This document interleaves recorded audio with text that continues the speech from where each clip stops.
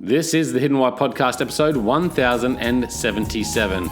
This is my interview with Megan Snedden, and we're discussing the kind effect. Enjoy. Hello, Megan. Welcome to the Hidden Why Podcast. Great to have you here with us today. Thanks so much for having me here. That's awesome. Whereabouts are you in the world? Right now I'm in California, but I just got back from Central America. Okay. Traveling around or? Just wandering around, yep. Doing your work? I didn't do as many random acts of kindness this time as I usually do, but mostly I think it was like a brain break recharge. Mm-hmm. Mm-hmm. Cool. Sometimes for as much as I know, for as much as I love being kind to other people, sometimes I do need to re-up my energy and raise the stoke again to be able to keep doing it. Be kind to yourself. Yes. That's awesome. So for those that don't know Megan Snedden, she is the founder of The Kind Effect. You're the founder of this random acts of kindness movement that you bring joy to random strangers throughout the world. Does that sum it up? That's essentially the goal. Mm-hmm. Yeah. I started making kindness-themed content, just hoping that people might watch something that like a video that I film and get inspired to do something kind for other people. Kindness content. So what did you start with this? What actually, let's go back even further. What got you to this point of starting the kind movement or the kind effect? Let's see. I mean, I guess there were a lot of different avenues that kind of led me in this direction. Essentially, I had worked in journalism for a number of years, and in my early 30s had started to just find less fulfillment in my job. I think because I wanted to do something that I felt was making a positive difference for others, and telling stories that I think brighten people's lives rather than just fell into the content ether, I guess. So I really at that time was searching for something of greater substance and meaning. And I'd also had a couple of substantial losses in my life. I had lost at different times both my dad and my brother. And I think when you spend a long time grieving a loss, like after you are making your comeback, so to speak, you do kind of start asking yourself these philosophical questions of like, what is my legacy going to be in the event that like I pass unexpectedly? And how am I going to introduce more meaning and purpose back into my own life? And the answer to that for me was always really simple. It just always kind of came back to kindness and random acts of kindness, which I think it sounds simple, but it's really something that we have to keep top of mind in order to take action on, and in order to do something about. We have to practice a lot of intention, I think. So then that's why I started creating content and doing, podcast appearances like these so that people start to just invite a little bit more kindness into their day-to-day lives. Okay. What are some of the I guess, proudest moments for you that you've done which had a big impact?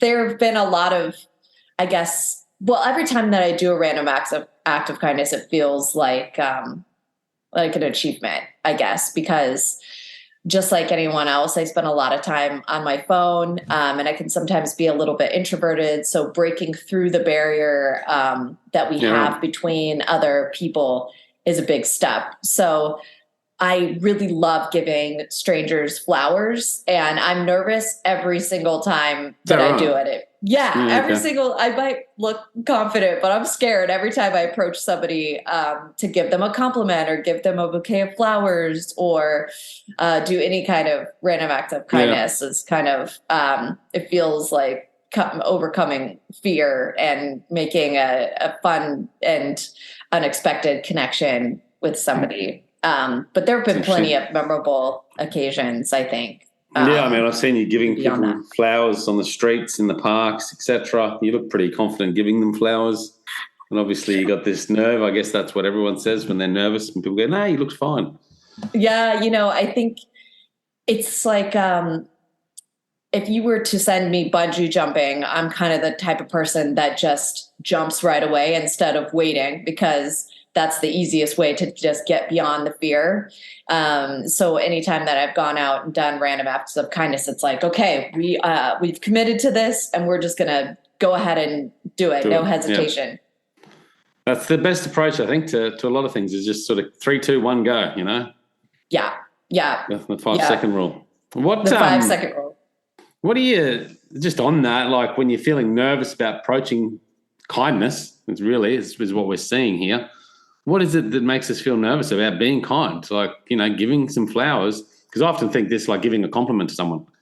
Sure. And I think, if I give her a compliment or him a compliment, it might come across the wrong way. Sure, absolutely. I think, well, there's the general just awkwardness of just approaching somebody, I think, out of the blue, and they're not expecting it. You're at the grocery store and they're just kind of like in their own mental world thinking about like, oh, what's on my list and what do I need to get today? And suddenly you walk up and approach them. And the nervousness too is, I don't know how it's going to be received. So I could walk up to somebody and say, hey, you look really nice today. It looks like you put a lot of thought into your outfit, or I love your look. Or, you know, you give them flowers or something.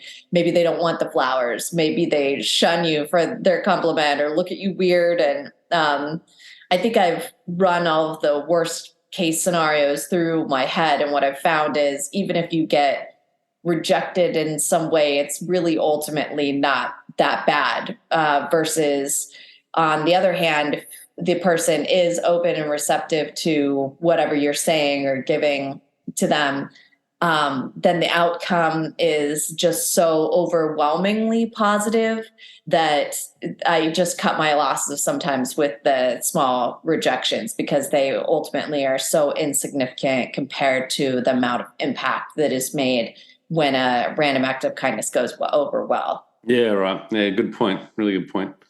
There's more gain to be had than loss, I suppose. Yeah, definitely. And how you approach that. That's cool. And so what are we, with the Kind Effect, have you written a book? What are you working on now to promote this further? Oh my gosh. I assume you've written a book. Are we writing a book? I would love to write a book. I haven't written a book yet, but I would like to. Well, you're a journalist. I guess, it makes sense. I know. I guess I just don't know where to get started. You know, I do have a small, short ebook that is called the Changemakers Action Plan that's on my website. And more than anything, I think it's less a storybook and something for somebody to read as it is kind of a guide or a plan for somebody to kind of analyze their life and the things that bring them joy and their special talents, and trying to come up with ways that they can find with all of their skills and passions to make an impact. Yeah, cool. So that's on the website there. It is, yeah. thekindeffect.com. So we'll stick the link in the show notes for everyone to have a look at. I appreciate that. With the Kind Effect, I mean, what sort of things can we do to show more kindness in the world? I honestly think there's an overwhelming amount of things that we can do. And again, you know, when I talk about kindness, it's not necessarily rocket science. You know, I hats off to people that are out there starting really big organizations and taking on really lofty goals and missions in the world. Like I do think that there is a place for that, but I do think that it's, in order to reach that place, you can even get started with small things in your day-to-day life, giving compliments, buying strangers flowers. One of my favorites is going to the grocery store, buying a bouquet of flowers, and then giving those flowers to the clerk that I just bought them from. That's definitely won some people over a few times. Or if not flowers, then being like, hey, what's your favorite candy bar? Because you know how at the grocery store they have all the candy that's up front, and they're just kind of looking at it every day. And I love to surprise them by picking something out and buying it for them. And I think too that on the more sentimental side, for example, if you know somebody in your life that's going through a difficult time, continuing to be present by checking in on them, and sometimes even like intuiting something they might need and then just taking action to do it. So for example, when my dad had passed away, a friend of mine had called and we were talking, and I was complaining about how suddenly everything in the house was breaking down. Like the toilet had broken and the heater had broken, the garage door had broken. And next thing I know, he shows up at my house with a toolbox and is like, okay, you have me for an hour and I'm going to fix everything that I can within that time frame. And I really appreciated that. It was like, wow, I didn't even have to ask around, to hint around at what I needed. This person just took action on that. And I think that's very impactful, because a lot of times one of our favorite things to say to people is like, let me know what you need.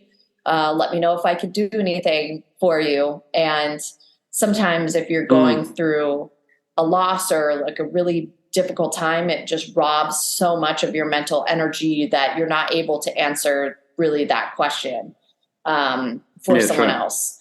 Yeah. Or there's a weird feeling of imposition if you were to call somebody and be like, hey, remember that time that you said, let me know if you need anything? Likely they're not going to take action on that. So the kindest thing that you could do is either to do something for them or even be the person that calls that's like, hey, I just was thinking about you and wanted to check in, It's a really good point, that, because, often we do that automatically, just say, let me know if I can help with anything. But showing up and actually being there is more approachable, really, isn't it, at the end of the day? Yeah. Mm-hmm. Yeah, it really is. It really is. Or even the people that have continued to think about me even after the initial period of difficulty has passed, for example, when someone dies, like 1,000,001 people call within the first 3 weeks, and then those calls just fade away and then the phone is suddenly silent. And the ones the kindest people that have really stood out to me, the ones that have continued to call and check in. Yeah, I have one friend who, for example, she remembers Father's Day every year and either sends me a really kind and warm message about, hey, I'm thinking about you and your family today, or other dates like that are. Yeah. It's really about being quite intentional about others, isn't it, rather than sort of inwardly focused all the time. And I think, and I'd love your thoughts on this, in this day and age, we all seem to be very much individually focused. It seems like we're all just racing out there to try and survive in this modern age and not really thinking about other people. And so we've just got these massive blinkers on, and it's so easy to say, okay, be kind. But then I think that because we're so individually focused, we could say a nice thing, but is it genuine? Is it just something that we're doing for the sake of doing it? Like saying, if I can help you with anything, let me know. Yeah, I hate that.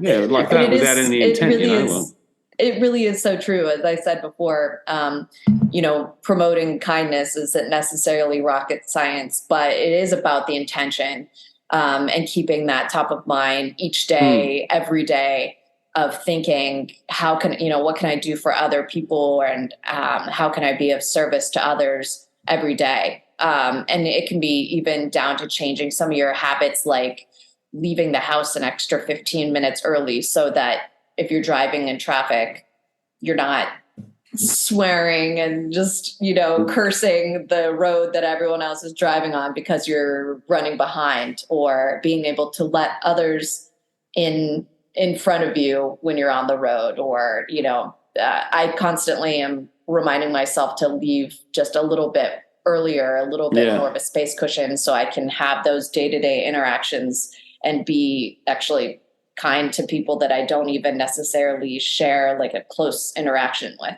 Yeah, nice.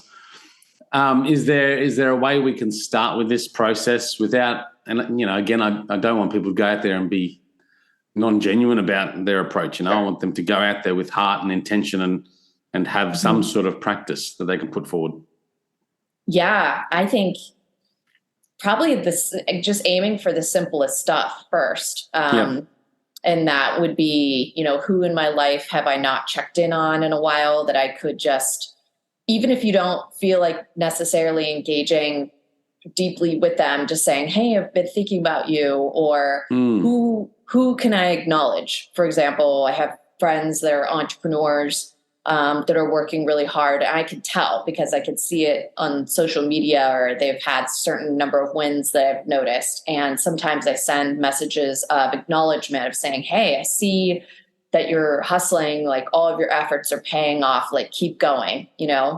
I think these little shows of not just respect, but of noticing people go a really long way, right? Because we all want to be acknowledged and noticed by somebody.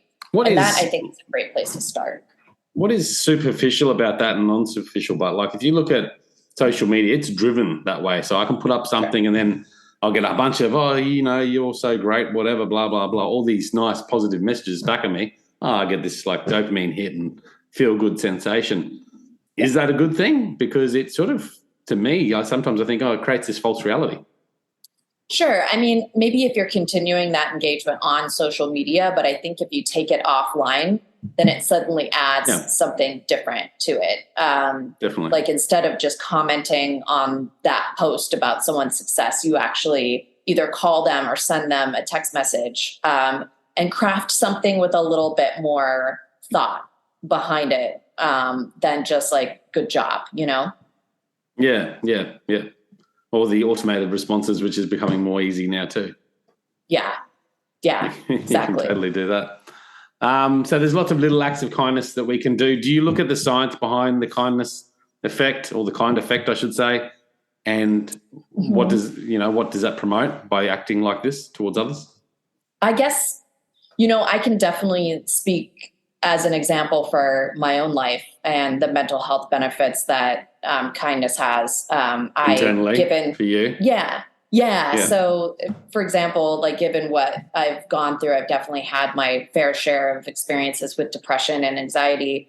And so anytime that I've engaged in random acts of kindness, it's helped me to reinstate a feeling in my own mind and internalize the idea that my life matters and that what I do matters, and like I have a place on this planet too, which is something that when you're depressed, it kind of fades away. And also when you're depressed, a lot of things just become inaccessible. So the idea of starting your own charity or nonprofit can just sound like an impossible feat when you could barely just get a hairbrush through your hair. And having this type of positively reinforcing regular activity can be part of your upward spiral out of depression. And when it's combined, I think in conjunction with other things like exercise and having close relationships and such. Sure. So you went through some serious depression yourself? Absolutely. Yeah. I've been through some hard things, and I think when we go through hard things, that not that I want to say necessarily that depression is normal, as in it's acceptable, but normal in a sense of when you go through hard things, it affects your body. And so if you have this type of body and mind response to a death or a loss or multiple or any other hardships, I think it's totally normal. And it becomes your responsibility then to try to create a pathway out of it. And unfortunately with depression, it's like, there's not just one singular pathway. It's not like you're just going to exercise and then it's over. It's like you have to have close interactions with people in your community and exercise, do random acts of kindness, journal, therapy, potentially medication, So that's why I said, the idea of random acts of kindness can be something that could be integrated into your treatment regimen if you're trying to get out of depression or other hardships. Yeah, cool. So just one facet of that certainly can be helpful, that giving back to others, service to others has been proven to help people recover from their own depression. Because I guess it takes that focus inwardly and puts it outwardly, Yeah. Because if you're constantly thinking like about your problems and you're stuck in a rumination rut, then getting out of your head and outward to focus on others is absolutely helpful, even if it's just for a short little bit. Yeah, cool. Can the kind effect also be done in reverse inwardly? It's like, should we be practicing this kind effect on ourselves more often, daily? Have you thought about it in that instance? What do you mean exactly? Like being more kind to yourself. You're talking about going out there and doing small acts of kindness for others, but what about looking after oneself? Yeah, I think that's absolutely important. I think actually the better that we take care of ourselves and are kinder to ourselves, the more energy we're going to have to be kinder to others. So, and ultimately it's not selfish at all to take care of your own needs and fill up your own cup, because then you're just re-energizing yourself to just give more versus, I mean, I'm sure that you could probably imagine a time when you've had to be giving, but you're also like burnt out, like we're just, we're less useful to others and in society when we're burnt out, and more useful and more able to give when we are, our cup is full and runneth over. Just, yeah, 100%. I've been there, feel that way, can understand that for sure. So The Kind Effect, thekindeffect.com. Megan, thanks for coming on the show today. How can people best find out more about you and connect with you? Where's the best plots? They can go to that website you mentioned. I'm also on Instagram at The Kind Effect. Okay, and all the links will be on that website, I assume, as well. Yep, that's awesome. Well, Megan, thanks for coming on once again. I appreciate it. Thanks so much for having me. Guys, check it out at thehiddenwhy.com. Until next time, peace, passion, and purpose. See you soon. Thanks, guys, for listening to this episode. I hope you enjoyed what you heard. I hope you love what you're hearing. If you like this episode, guys, or any of the episodes that you're listening to here at The Hidden Why, please do me a favor by sharing it. You can share it with your families. You can share it with your loved ones. You can do that by using your favorite social media channels, using the icons on the platform that you're listening to The Hidden Why podcast. Also, guys, if you're a fan of the show, please connect with me. Connect with me at thehiddenwhy.com. I love to hear from you. I love to converse with the people that listen to this show to find out what they enjoy, what they don't enjoy, and perhaps if they have any questions or feedback for the show as well. You can stay up to date with all that I'm releasing here, guys. I do a solo show every Monday, a 3-minute thought every Thursday. I do 2 interviews a week on a Wednesday and a Saturday, and a book review every Friday. You can stay up to date with all that by subscribing to my newsletter at thehiddenwhy.com. Just enter your email address there, and also subscribing to the podcast on the platform that you choose to listen to your podcasts. You can also support the show, guys, by using the Amazon links at thehiddenwhy.com. So if you like books, you can get all the books that I review there, and anything else really that you like to purchase through Amazon. So use that link, it helps support the show. And we've also got a deal with Audible, guys. Audible is a fantastic way to listen to all your favorite books. We've got a deal with them so you can get 2 free books when you subscribe, or subscribe to a 30-day free trial. So check that out again at thehiddenwhy.com. Guys, that's it from me. You know what to do. Go out there, breathe more passion into every single moment. Do everything with greater purpose, and in doing so you will discover your hidden why. This is The Hidden Why. My name is Lee Marnuzzi. Until next time, peace, passion, and purpose. See you soon.